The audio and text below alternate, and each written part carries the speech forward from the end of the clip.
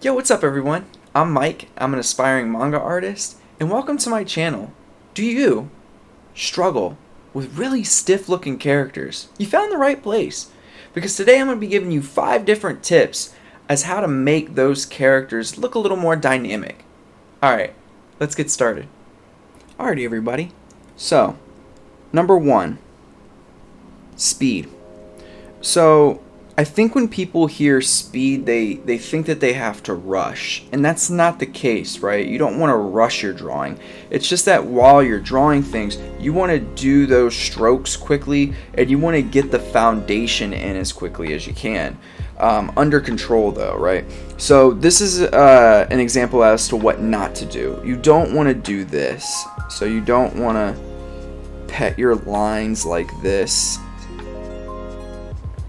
and do kind of like this as you're kind of putting in the gesture or the structure of your drawing, because then what happens is, because these lines are so stiff, your character ends up looking stiff, right? So this is what you don't want to do. What you do want to do is something like this. So it's very minimal difference in the lines, but you can see the difference because of the energy that I am drawing with. You can see the difference in the gesture and the overall feeling, right? This is super stiff. This right here isn't. That has a flow to it, and that flow is created by the speed at which I was drawing at, right? So that's tip number 1. Hey, so I got a secret tip for you, actually. Don't tell anybody. I promise. It's not illegal. So the secret is that if you really, really struggle, use reference. I promise you, it's not illegal. Alrighty, so tip number 2. We're going to do something called opposing curves theory. So I haven't done too much research on like rhythm theory or force theory. I think those two are kind of the same. I think that all of them are very related. So I'm going to show you what opposing curves is in theory, and then I'm going to show you how it can be applied to a body. So in theory, opposing curves means that you don't want to do a drawing or a figure that has something like this going for it, right? So you don't want to have it so that one curve is going this way and then the next curve is going the same way, because what's happening is that your rhythm is being stopped here and then it's picking back up and going again, right? That's going to stiffen up your drawing. Instead, you want to have a curve that's going this way and then an opposing curve that's going the opposite direction, and this gives you a bit of more motionality within your drawing. So let's see how this would be applied to an arm, for instance. So you might get a shoulder here. I like to do my shapes as like these cones, and I flip it this way, add the elbow. And now the lower arm, if this curve's going that way, I want my lower arm going this way, right? And now you can even do, since the lower arm's going this way, you can make the hand kind of go this way, right? And then the fingers can go this way. So now you get this motionality, if that's even, this like motion here. It's going kind of like that, right? And that's what you want to see. Now let's do an arm that doesn't have opposing curves theory, right? So that's the shoulder. So we have this, we'll do this, then we will do this again, and we'll do this for the hand, and then we'll do this for the fingers. Can you see? Because I made this arm the first time, I made it straight on purpose, right? But it still has a flow to it, whereas this one is so much stopping and going, so it doesn't have a flow. Now, if you take this theory and then apply it to also making sure there's some bend in the arm, you would get something that's somewhat like this, right? You would get the upper arm, and then you would get a bend here. This is going this way, so you want it to go this way. Oops.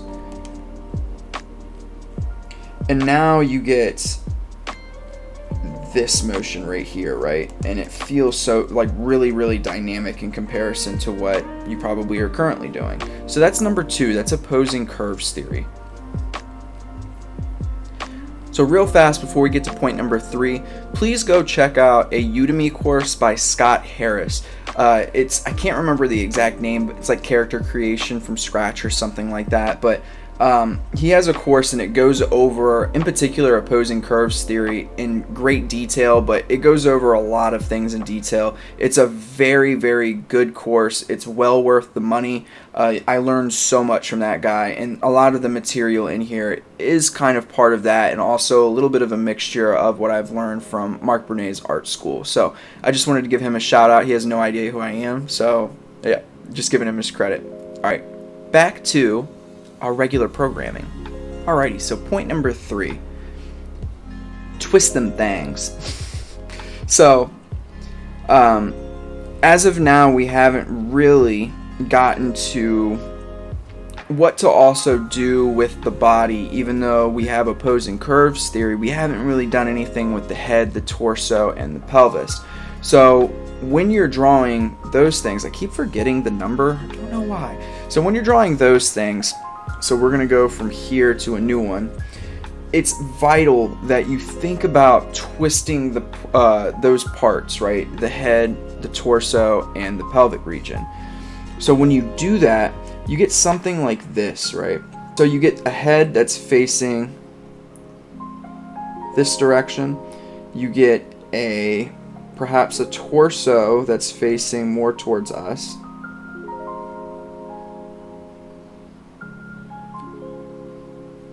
And then you might get a pelvic region that is twisted downwards like that, but somewhat in the same plane as the head. So when you do that, you have a character whose body is already more dynamic, right? So there's nothing more boring than a character that turns like this, or a person that turns like this, right? These separate parts of our body, they move on their own, and if you don't capture that, you end up with a drawing that's like that one, right? This is an okay drawing over here if you're just doing, like, for instance, a character design. That's fine. You just want to use it as your guide for in the future. Perfect.